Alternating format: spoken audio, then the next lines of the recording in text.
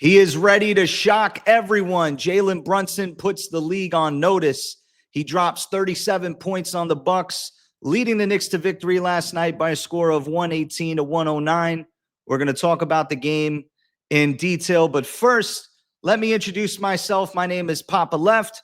I am the host of Your Knicks. Make sure you like this video, drop a comment, and subscribe to my channel so we can get this content out to Knicks fans like you. Talked about in my previous videos, the Knicks were going to run into some tough opponents this weekend. Without OG Anunoby, how were they going to match up against the length and size of the Raptors and Bucks, who we played last night? And Giannis magically got off the injured tag. Of course, every time someone is injured and they come into the Garden, they magically find a clean bill of health.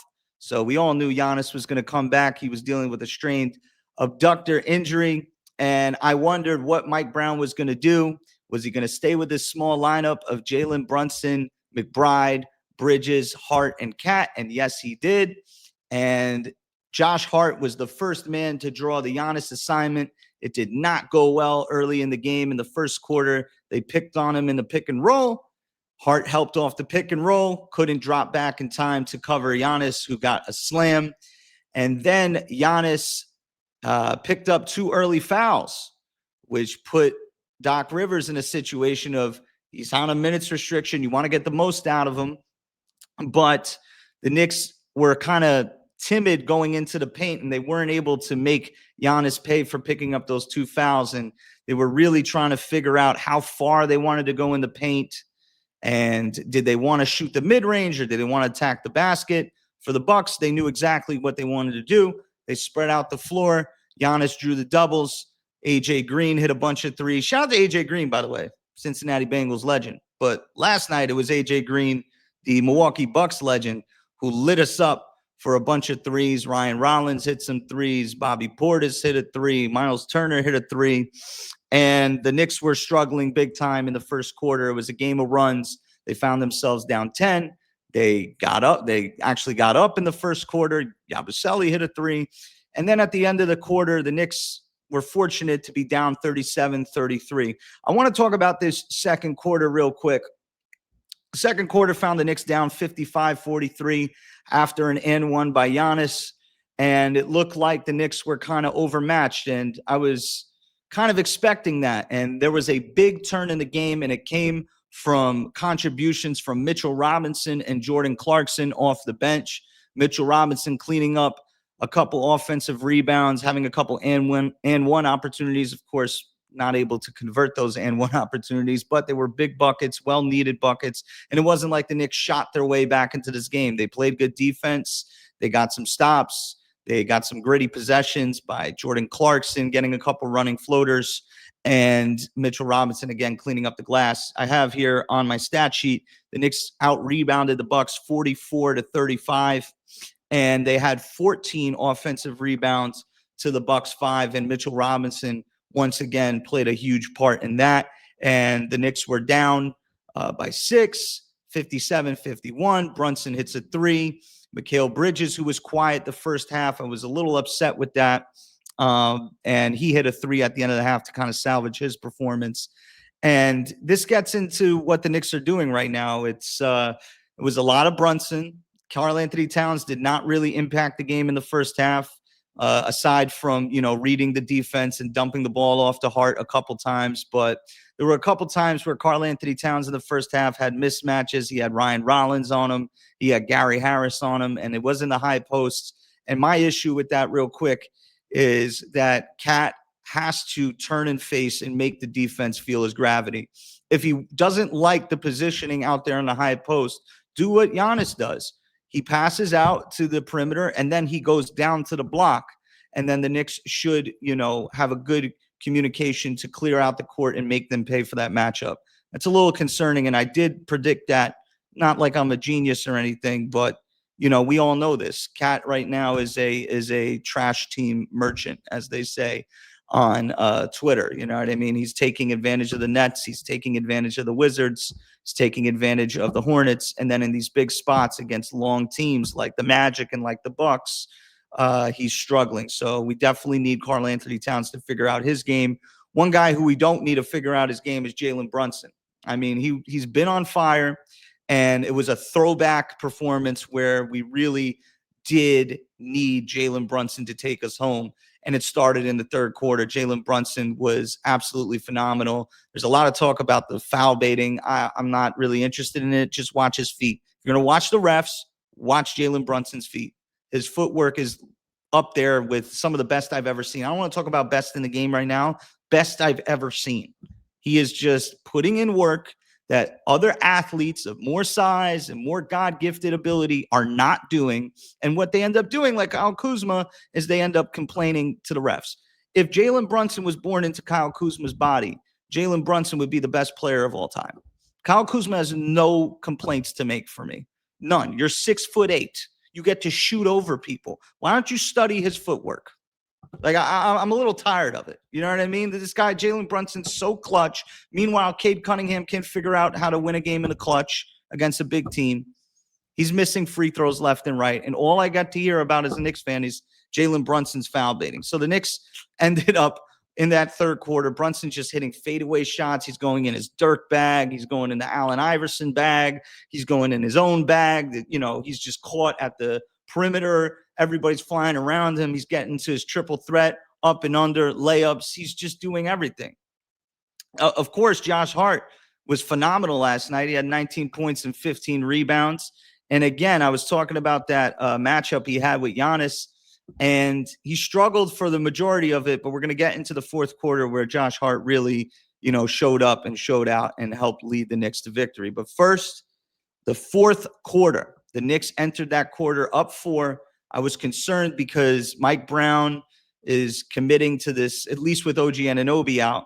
He's committing to having 12-minute intervals of Brunson playing that first quarter, 12 minutes, full 12 minutes, and then sitting the beginning of the second quarter, Kolek coming in with Cat. Same thing in the third quarter. Jalen Brunson's playing the entire 12 minutes of the third quarter, sitting in that beginning of the fourth quarter, having Kolek set up the offense with Cat. And the Knicks did get fortunate, and they hit 3 threes at the beginning of that fourth quarter. They went on a 9-0 run, and they extended their lead up to 11. And Kolek played a huge part of that. Miles McBride just shooting confidently. He had a big play at the end of the game that we're going to get to.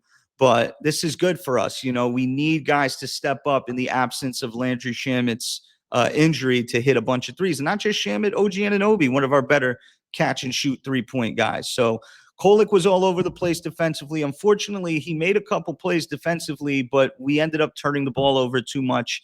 And there was a section in the game, the Knicks were up by, I think, 11 or 9, 102-93, and the Knicks were stuck on 102 for 4 minutes. It was about 10 and a half minutes left in the fourth quarter. The Knicks were looking like they were going to stamp down the win, go on into, the NBA Cup quarterfinals, no sweat.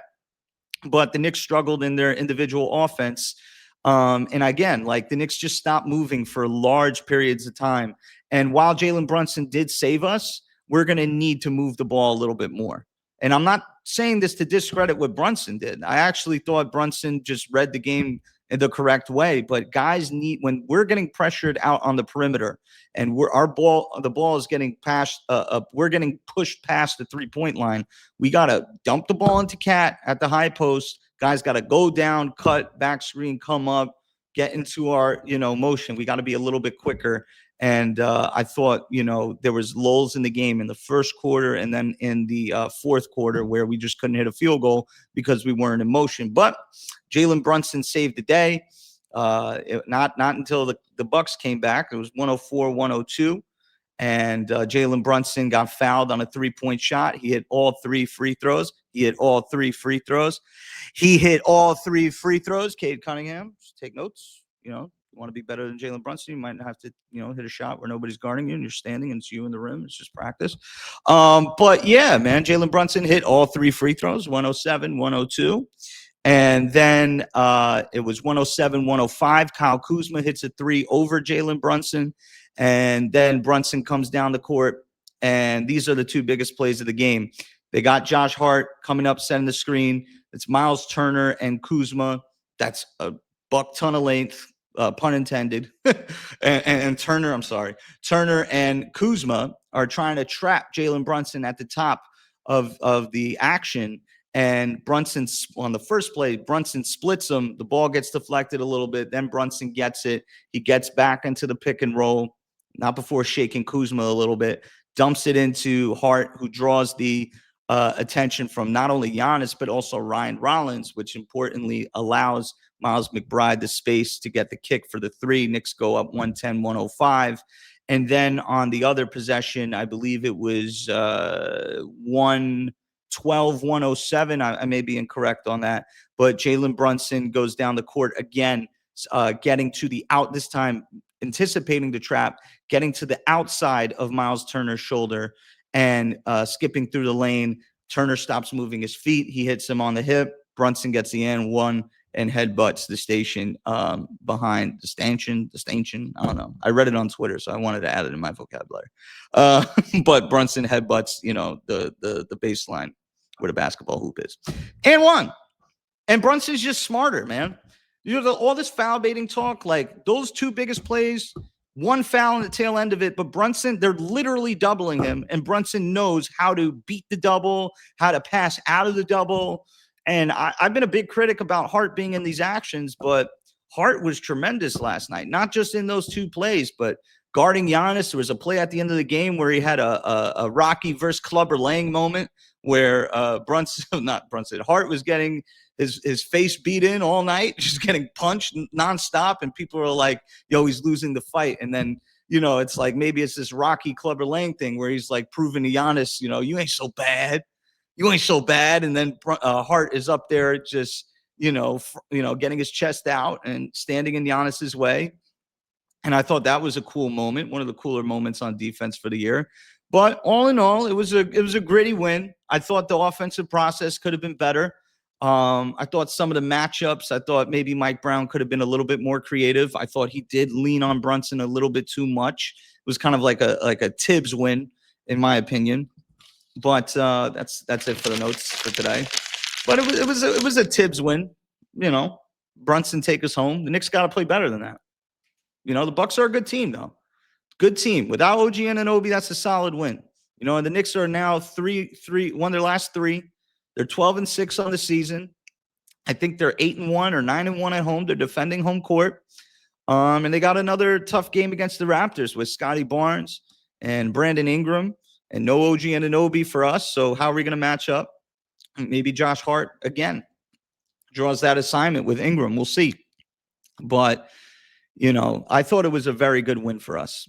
Definitely a good win. And again, we get into that NBA Cup quarterfinals. Last year, Trae Young was shooting the dice on the MSG floor. We won't have to worry about that this year. No Trae Young and no MSG. We're going to be going on the road into Toronto to see if we can punch our ticket to Vegas. And I'm sure all these Knicks players, I think they get $500,000 if they win the NBA Cup. Last night, just by qualifying for the quarterfinals, they made $53,000.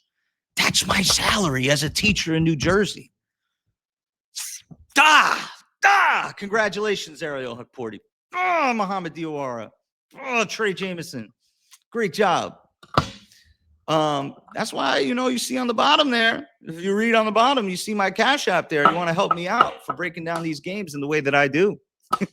POPPALEFT. I'm totally not joking. As my wife laughs in the background. But these guys are making $53,000. They didn't even touch the floor. Give me a little bit. Give the fans. That's the way you really get this thing going. Give the fans like $15 if we make the quarterfinals. $100 to all Knicks fans if we win the NBA Cup. Then I'll be really invested. But seriously, it was a great win. And it's, holiday vibes. Knicks aren't ruining it. The Knicks are adding to it. So that's a good thing. Make sure you leave me a comment in the comment section on this video. What did you think of my takeaway of this game? Did I leave anything out? Did I not bash Cat enough? He was no-show. But I wanted to highlight Brunson and Hart, and Brunson definitely put the league on notice. Giannis, no problem. But I'll take him. But thank you guys for watching. Make sure you subscribe to the channel as well. This is Poppa Left. I'm the host of Your Knicks.